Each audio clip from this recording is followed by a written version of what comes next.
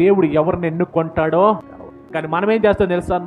సేవలోకి వస్తే ఏముంటదండి? ఏంటి మందిరంలో పరిచర్కి వెళ్తున్నావా? వద్దు. మందిరంలో ఇది సెట్ చేయాలా, వాటర్ మొయ్యాలా? వద్దు. లూకాసు వార్త 17వ అంటాడు, అభ్యంతరములు రాకపోవుట అసాధ్యము అని అవి ఎవరి వలన వచ్చునో ఆయనకి శ్రమ. అభ్యంతరాలు రావడం అనేది సహజం. అభ్యంతరాలు రాకుండా అయితే ఉండవు. ఒకవేళ అభ్యంతరాలు వచ్చినాయా, ఎవరైతే మనల్ని అభ్యంతరం పెడుతున్నారో వాళ్ళకి శ్రమ. మన బిడ్డలు దేవుని పరిచర్యకి వెళ్లకుండా మనం ప్రోత్సహించకుండా ఉన్నామంటే మనకి శ్రమ అంట. దేవుని సన్నిధిలో చేసే పరిచర్య వలన వచ్చే ఆశీర్వాదాలు మీరు ఎవరు గుర్తించట్లా? మనం దేవుని దగ్గరికి రామో, దేవుని సముఖానికి రామో, కానీ దేవుడు మన జీవితాలన్నిటినీ మనకే చేయాలి.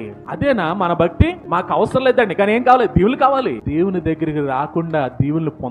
దేవుని దూషించి కొలితే మీరు ఎక్కడికి వెళ్తారు తెలుసా? అపవాది చేతిలోకి వెళ్తారు. అపవాది మీ మనోనేతలు గుడ్డితనం కలగజేస్తూ దేవుడి దగ్గరికి వెళ్ళకపోయినా పర్వాలేదు, మనం పోరాడుతున్నది అపవాదితో. కాబట్టి మనం ఏం ధరించుకోవాలంటే సర్వాంగ కవచాన్ని మనము ధరించుకోవాలంట.